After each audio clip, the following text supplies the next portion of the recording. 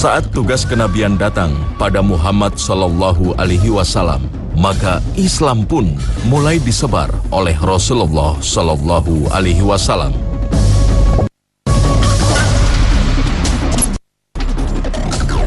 Islam diajarkan pada keluarga dan kerabat dekat Rasulullah Sallallahu Alaihi Wasallam. Surga adalah jaminan dari Rasulullah Sallallahu Alaihi Wasallam bagi orang-orang yang langsung menerima Islam.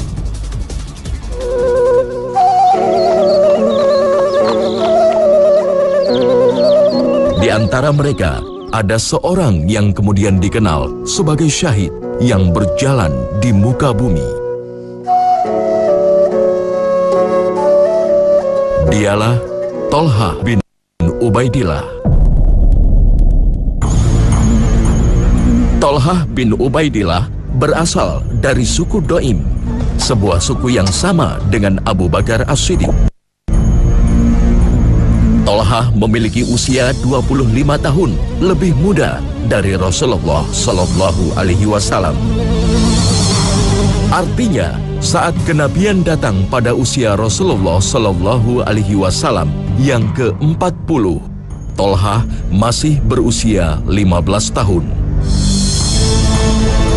Namun kebersihan hati serta kecerdasan yang dimilikinya membuat Thalhah mudah menerima Islam melalui ajakan Abu Bakar. Inilah yang sudah disampaikan oleh Imam Ibnu Katsir dalam tafsirnya, bahwa sahabat-sahabat Nabi Shallallahu Alaihi Wasallam adalah dari 10 orang yang dijamin masuk surga itu adalah mereka 5 orang itu usianya di bawah 20 tahun. Sehingga Imam Ibnu Katsir memberikan catatan, para pengikut Nabi, pembela Nabi adalah rata-rata adalah usia muda. Dan ini menjadi PR besar. Karena sebuah bangsa, sebuah masyarakat, ketika yang rusak justru anak mudanya, maka apa yang bisa diharapkan dari sebuah bangsa yang generasi mudanya rusak? Dan Rasulullah SAW menyampaikan kepada kita bahwa inilah para pembela Nabi SAW, anak-anak muda termasuk Thalhah, dan kita tahu yang seusia Thalhah ada beberapa orang, dan itu lebih banyak, karena dari 10 orang dijamin masuk surga, itu yang usianya di atas 30 tahun hanya 2 orang. Kemudian nanti ada 5 orang di bawah 20 tahun. Sebagai sahabat Rasulullah Sallallahu Alaihi Wasallam yang masuk Islam di fase awal, perjuangan Thalhah dan sahabat lainnya tidaklah mudah.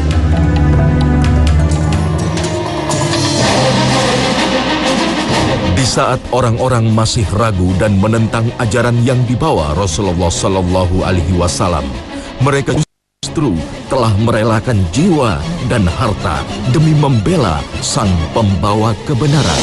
La! Lan natrukakum tufsiduna fityana Quraisy. La! Wa tashtumuna Lat wal Uzza wa Hubal wa taquluna fiha al-qawl al-qubh alladhi la nutiq wa la nahtamil. Wa rabbil Ka'bah wa rabbil Ka'bah la na'tum ilayha سوف نستنصر. اسمعوا أيها الصبأة أنتم ومن توالونه ورب الكعبة لو ارتقيتم إلى السماء بسلم ونحن ننظر إليكم لما آمنا بما جاء به محمد. كيف نؤمن به وهو يزعم أنه نبي وأن الوحي قد أتاه من الله وهو رجل مثلنا يربح ويتاجر ويأكل ويشرب ويمشي على الأرض ويتزوج. كيف؟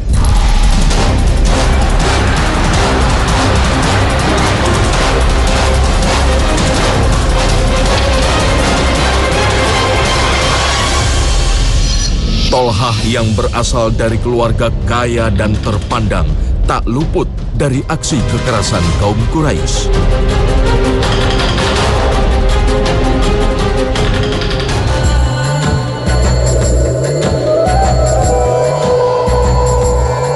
Maka saat turun perintah hijrah ke Madinah, Thalhah bersama kaum muslimin lainnya bergerak melangkahkan kaki mereka meninggalkan kota Mekah.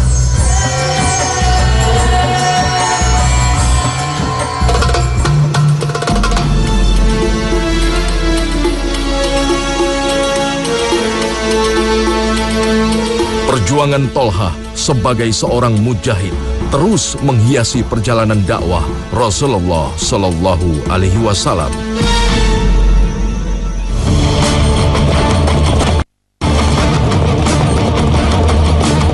Seluruh peperangan yang diikuti Rasulullah Shallallahu Alaihi Wasallam tak pernah dilewatkan Thalhah bin Ubaidillah, kecuali perang Badar.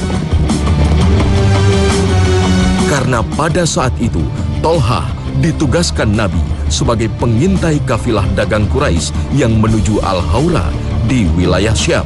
Thalhah bin Ubaidillah disebut Nabi sebagai orang yang mendapatkan pahala ikut perang Badar, dan oleh Nabi SAW dibagi dari harta rampasan perang.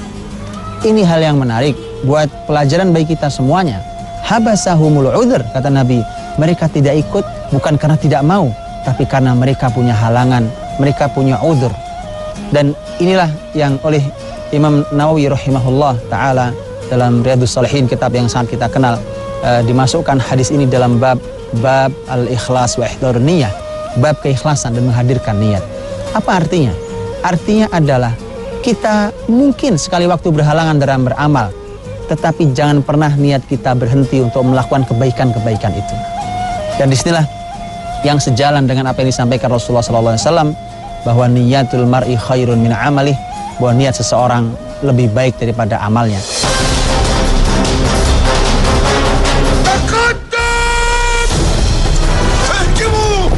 Di tahun berikutnya, setelah Perang Badar, Thalhah tak ingin menyia-nyiakan perannya sebagai pejuang di medan Uhud.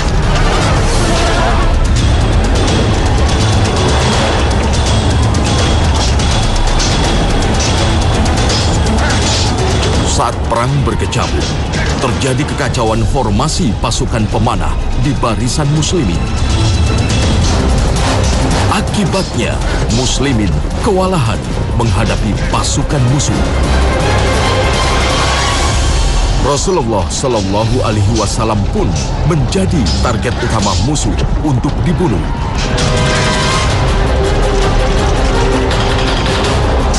أين رسول؟ سمعت أنه قتل. كان رسول الله قد مات، فقوموا وموتوا على ما مات عليه. لم يمت رسول الله، إنه قاتل. Disinilah Thalhah menunjukkan keteguhannya dengan melindungi Nabi kecintaannya. Perang Uhud itu meninggalkan 24 luka di badan seorang Thalhah bin Ubaidillah. Kemudian dengan rasa sakit itu dia sempat mengatakan, merintih dengan kalimatnya, kalau kita bahasakan seperti kalimat aduh atau kalimat rintihan yang lainnya. Nabi SAW mengatakan, andai kau Thalhah mengucapkan kata Bismillah, maka la rafa'atkal malaikah wan nas yanzurun. Kamu akan diangkat oleh malaikat, kau akan terbang dan orang-orang akan melihat kamu. Andai kau ucapkan Bismillah, bukan kalimat aduh rintihan yang keluar. Biarlah kita juga belajar di sini. Bahwa saat kita sakit, saat kita mungkin merasakan ada yang kurang nyaman di badan kita, mari kita ingat Allah Subhanahu wa taala. Mari kita berdoa pada Allah Subhanahu wa taala sebagaimana doa yang telah diajarkan Nabi sallallahu alaihi wasallam. Jangan hanya menyibukkan lisan kita dengan terus merintih dan merintih, mengadu kepada manusia dan mengadu pada manusia. Mari kita berdoa pada Allah Subhanahu wa taala, kita adukan pada Allah Subhanahu wa taala, karena Asy-Syafi huwallah, bahwa yang Maha menyembuhkan adalah Allah Subhanahu wa taala. Thalhah bin Ubaidillah selain dikenal sebagai mujahid, ia juga dikenal sebagai seorang hartawan yang pemurah.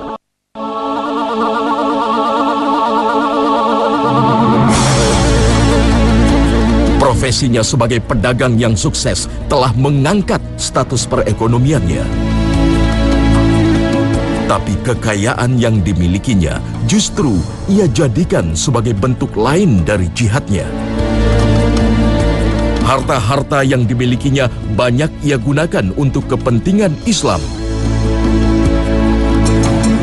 Ia justru tak dapat hidup tenang jika hartanya yang melimpah hanya tersimpan di rumahnya. Waktu Nabi mengatakan tentang Thalhah, kata Nabi, dan ini menjadi gelar Thalhah. Thalhah adalah Thalhah al-Fayyad. Dalam kalimat Nabi yang lain, Nabi menyebutkan Thalhah al-Khair. Talha al-Fayyad, kata al-Fayyad artinya adalah orang yang luber. Kebaikannya, kedermawanannya melebar kemana-mana. Begitu luasnya kedermawanan seorang Talha bin Ubaidillah.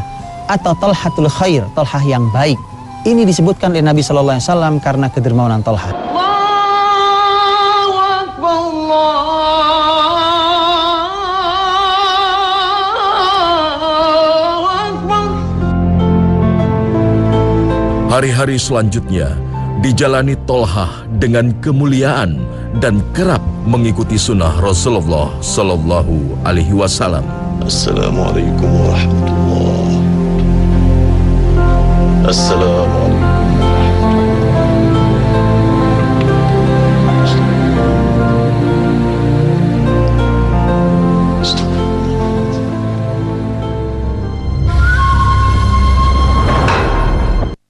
Inilah yang membuat Umar bin Khattab mempercayakannya untuk menjadi salah satu dari 6 kandidat penggantinya menjadi khalifah.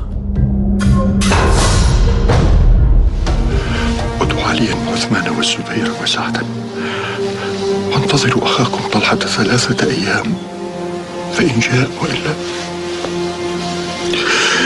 فاقضوا أمركم بينكم. كلكم بدريون، وقد توفي رسول الله صلى الله عليه وسلم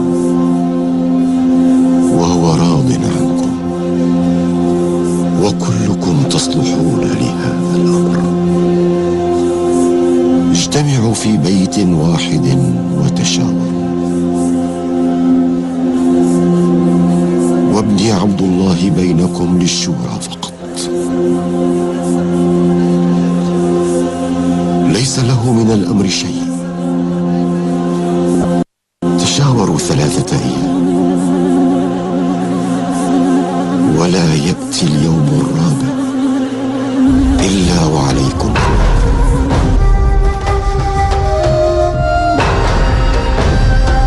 Namun Talha enggan menerimanya. Ia justru lebih memilih hidup tanpa ada jabatan apapun selain gelar mujahid. وأنت يا طلحة، أنا أجعل أمري إلى عثمان بن عفان.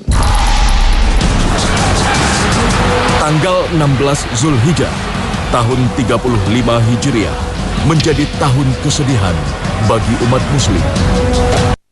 Utsman bin Affan, sang khalifah ketiga, wafat dibunuh orang tak dikenal. Akibatnya, kestabilan umat menjadi tak terkendali.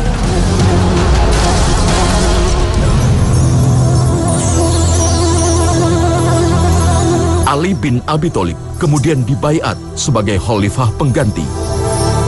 يا أيها الناس، إن هذا أمركم ليس لأحد فيه حق إلا من أمرتم. قد افترقنا بالأمس على أمر، فإن شئت قعدت لكم وإلا فلا أجد على أحد. رضيتم؟ نعم رضينا. اللهم اشهد علينا. Namun pengangkatan Ali menuai protes dari beberapa kalangan yang meminta agar pengusutan pembunuhan Utsman didahulukan. Salah satunya adalah Talha bin Ubaidillah. والجراح غائرة، قتلة عثمان يتجولون في المدينة أمام أعيننا، ونحن كالأم الثكل على ابنها، نبكيه ولا ننصفه، ننعيه ولا نقتص له. إلى متى هذا؟ يا إخوتاه، إني لست أجهل ما تعلمون، ولكن كيف لي بقوة والقوم المجلبون على حد شوكتهم يملكوننا ولا نملكهم؟ ما نتهمك بتقصير يا أمير المؤمنين، لكن النفوس مشحونة والحقوق مغبونة. والله لا أرى إلا رأيا تريانه إن شاء الله. إن هذا الأمر أمر جاهلية، وإن لهؤلاء القوم مادة. إن الناس من هذا الأمر إذا حرك على أمور، فرقة ترى ما ترون، وفرقة ترى ما لا ترون، وفرقة لا ترى هذا ولا ذاك. فاصبروا حتى يهدأ الناس وتقع القلوب مواقعها وتؤخذ الحقوق مسمحة. فاهدأوا عني وانظروا ماذا يأتيكم به أمري. Perselisihan ini mengakibatkan terpecahnya dua kubu muslim yang berujung pada Perang Jamal.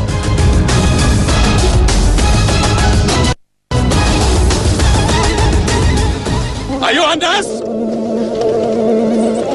إن في القصاص إعزازا لدين الله عز وجل وسلطانه، والطلب بدم الخليفة المظلوم إنما هو طلب بإقامة حد من حدود الله، وإنكم إن فعلتم أصبتم وعاد أمركم إليكم، وإن تركتم فلن يقوم لكم سلطان ولن يكون لكم نظام.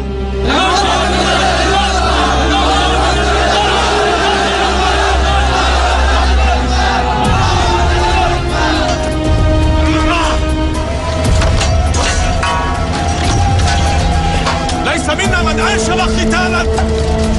استهدوا بالله أيها المسلمون، ليس منا من أنشب قتالا. المسلم على المسلم حرام. أيها المسلمون استهدوا بالله. استهدوا بالله أيها المسلمون. أوقفوا القتال. كفوا القتال أيها الناس، كفوا القتال. Di perang inilah dua kubu yang berselisih saling berijtihad.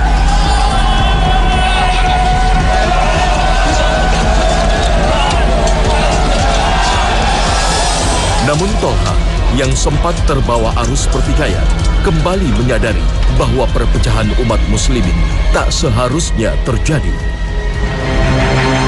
Ayuhan nas! Ayuhan nas! Atusidun! Ayuhan nas! Maka di tengah berkobarnya perang, ia justru mengingatkan muslimin agar menghentikan pertikaian. Ayuhan nas! Allah! Kuffu aydiyakum! Ayuhan nas! Kuffu aydiyakum!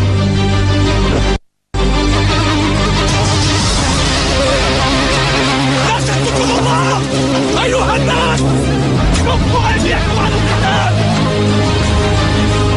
Namun takdir berkata lain. Tolha justru terbunuh di Perang Jamal.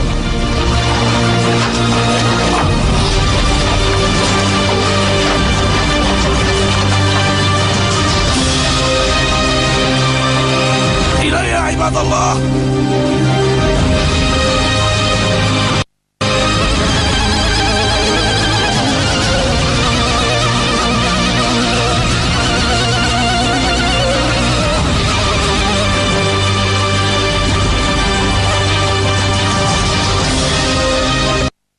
Nabi SAW bersabda, "Man ahab an yanzur ila syahidin yamshi ala wajhil ard, falyanzur ila Tolha ibn Ubaidillah." Siapa yang ingin melihat ada seorang syahid yang masih berjalan hidup di atas muka bumi, maka lihatlah pada Tolha bin Ubaidillah radhiyallahu anhu. Ini menjadi pelajaran mahal buat kita, karena kalau Tolha disebut orang yang syahid adalah orang yang mati paling mulia. Dengan demikian maka layak untuk dicermati kehidupannya. Pasti kehidupannya adalah kehidupan yang mulia karena akan berujung pada kemuliaan. Nah, sebaliknya pun sama. Ada orang-orang yang masih hidup, tapi hampir kita tidak melihat kebaikan dalam hidupnya. Itulah mengapa Imam Syafi'i rahimahullah dalam syairnya yang terkenal, beliau mengatakan bahwa kalau ada anak muda yang tidak belajar di usia mudanya, maka bertakbirlah 4 kali untuk mensolatinya karena dia telah mati.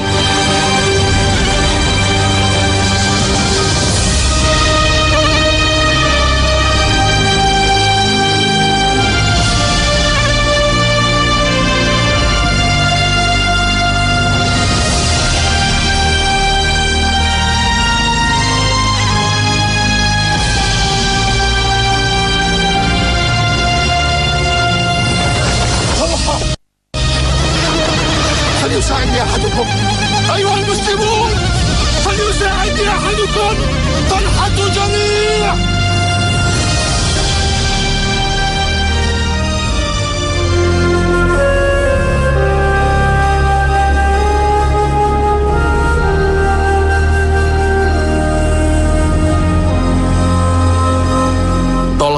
bin Ubaidillah telah gugur sebagai syuhada.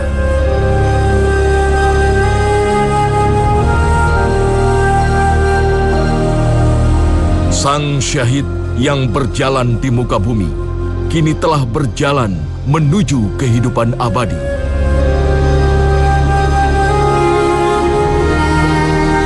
Rasulullah Shallallahu Alaihi Wasallam menyebut Tolha sebagai tetangganya di surga.